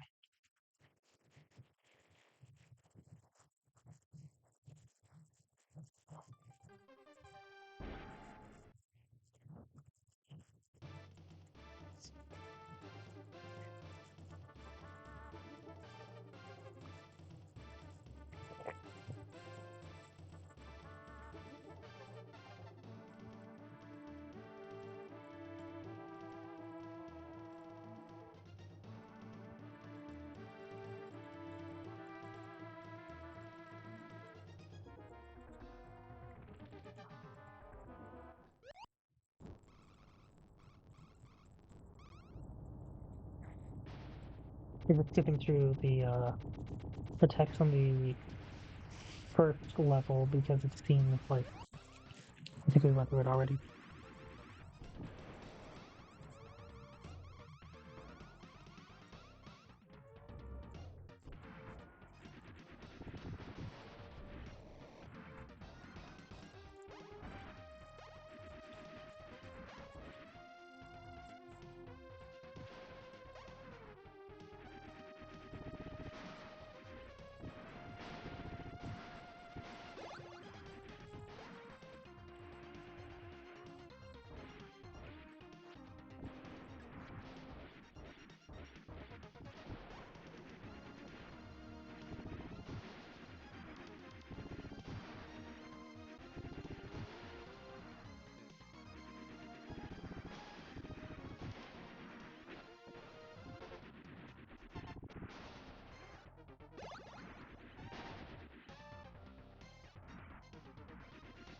I think fields block all your damage, which is convenient for me because I don't have to put in any special behavior to account for the fact that blocked attacks don't shuffle or shouldn't shuffle. But we'll see. Maybe later we'll learn things to do. But I suspect that if we do, that'll be kind of part of the damage equation. That's, you know, if an attack is so strong that your field can't block it, you weren't supposed to be blocking it. I think the H energy shift is just stronger than your regular shot or your regular healing item. Like it fields most of your health rather than just a little bit.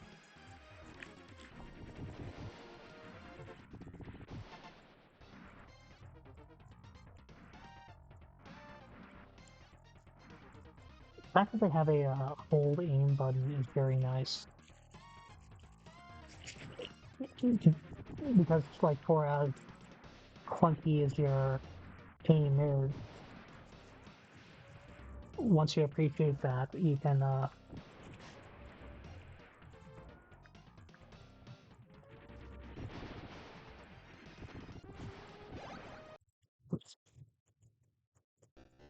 once you appreciate that your aim is a little clunky, you can compensate, or you know, make sure that you're aiming in the direction and then focus on movement. This is Bonk's Big Adventure, the third one.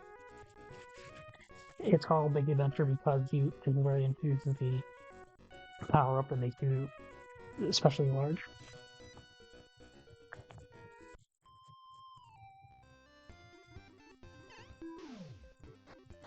And it's a two-player. I only saw a little while ago that there's a two-player mode, and I was wondering who your second character is. And it's just like a shadow bonk. This there's another one that shuffles in the intro.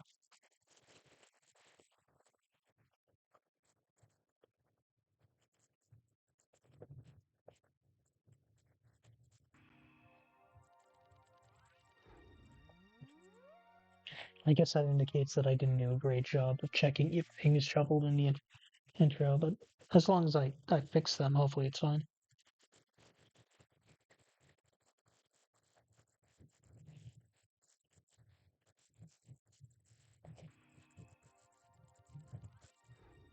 But it's good to see that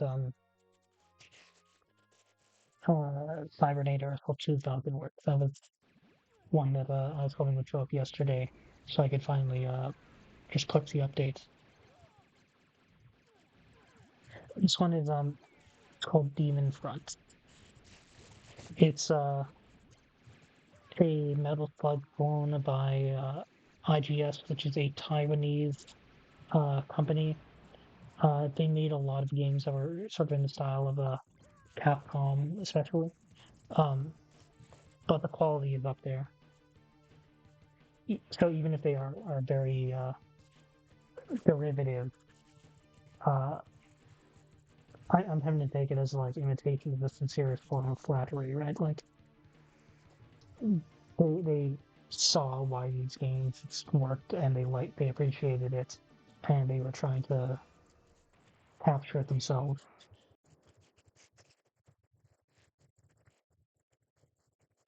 But we had a demo, right? So we can go ahead. Let's go with this guy this time.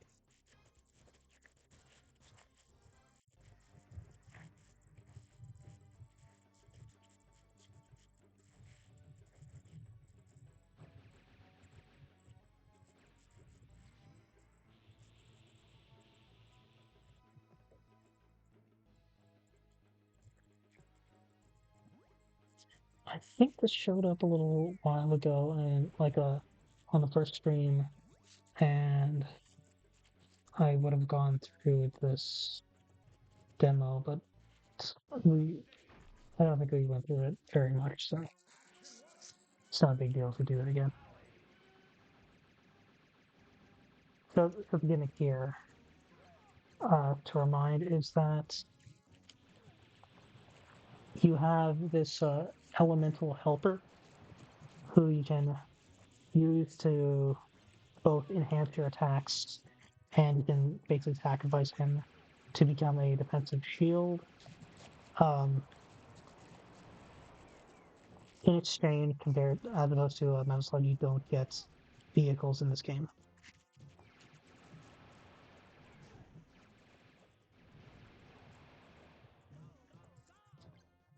The quality of the sprites, I think, are very similar to Metal Slug. Not necessarily there, but not far removed. One cool thing is they give you some kind of bonus for doing melee attacks. So it's not just it looks cool. Here's an actual gameplay value. You can see that +1 hearts whenever I do a melee attack. My issue with that is that I don't know what the heart does. This is Adventure Island 2. There's a weird history. Oh, I thought I was gonna shuffle, but that was just some blip on my computer. There's some weird history behind this where it's related to the Monster Boy series. Like this is a port, and then Monster Boy went its own way, and Adventure Island went its own way, despite being the same game. This, I think, continues the gameplay of the original Monster Boy, whereas the Monster Boy series proper ends up becoming an action RPG thing for some reason. I personally don't have strong feelings to Adventure Island. It just seems like a game that people liked, so I thought it might be a good thing to put in the shuffler. Oh boy, it's not good. Adventure Island 2 shuffles during some level starts.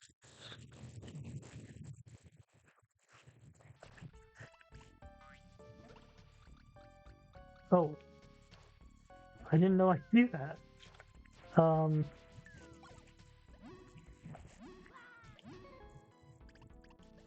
need to shrink down again.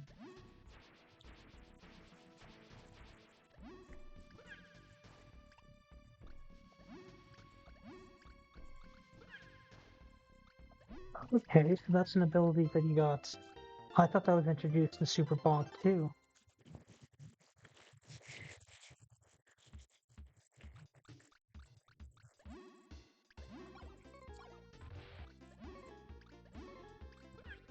You can still get your having your health bar extend is right from the first Bonk. Although it's not by like individual pieces like it is in Super Bonk 2. Here it's get a whole hearts.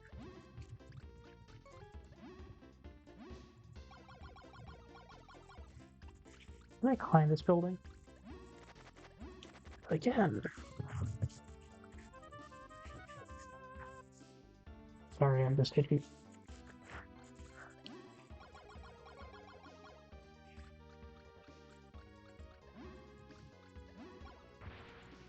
These dragonflies are from the original Bonk, and they are very annoying.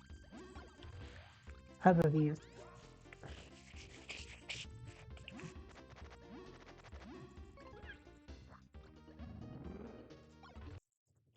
Maybe it's if you're small, you get to shoot that item or shoot that platform, and then if you're big, it'll launch your head. That was Ninja Baseball Batman, visible for a few seconds. This is Ninja Gaiden Shadow, which is, I think, not an actual Ninja Gaiden. It's was originally meant to be a Shadow of the Ninja game. It doesn't feel. It's not hard, but otherwise it doesn't feel like super weird. It's just kind of Ninja Gaiden with a grappling hook. Which makes it occur to me that I could have put it in my grappling hook platformer pull request, but I didn't do that. At any rate, it's a little slow compared to the other Ninja Gaidens. That's the main complaint, but it's otherwise a fun little platformer.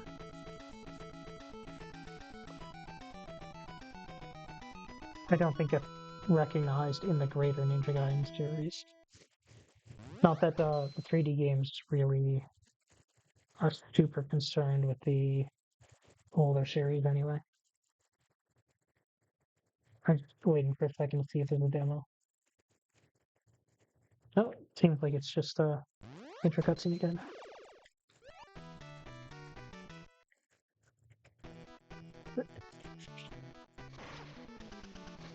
The music is, a lot of the music is from the NES games, I believe.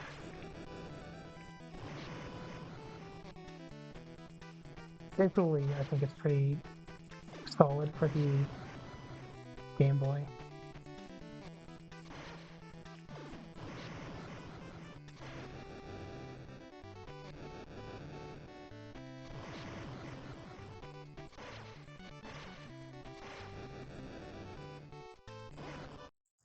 Oops.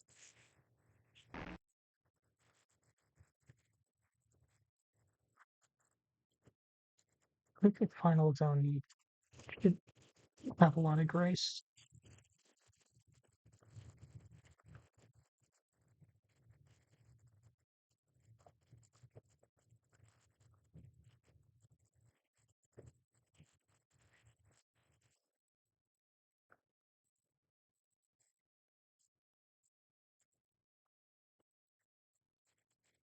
That's suffering way too rapidly. I don't know if I was getting like pummeled there even. Well, we went through the intro on this.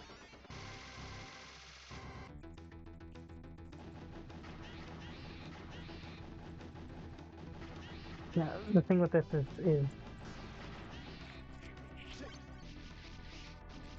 it's like weird feeling like a final fight in terms of how you move around and how the enemies act, how the stages are arranged. Where it normally you would expect a Konami game where you're running around blowing everything up to be more like Contra, like how Sunset Riders is more or less Contra Game Boy.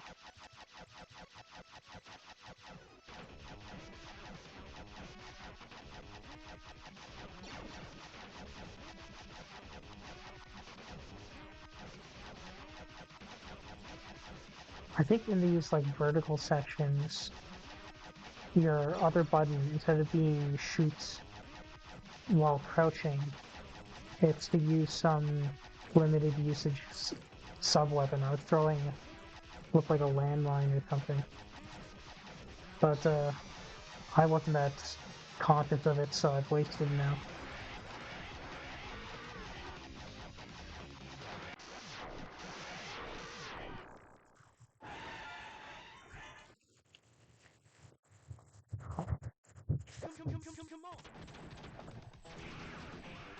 Oh, my timer got done. So that's it for us today. We'll be starting off on Haunted Castle.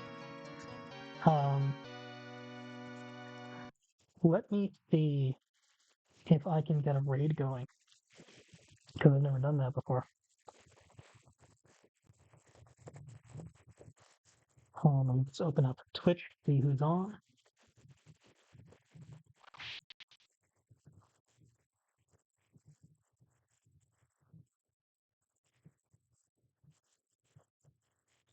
Thankfully, since we're on the opening credits, we don't really need to.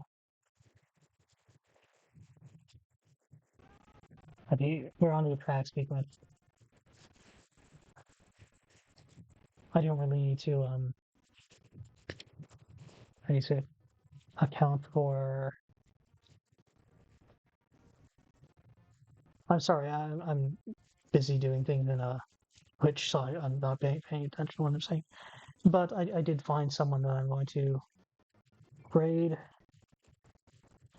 So let's try this out and hope it works.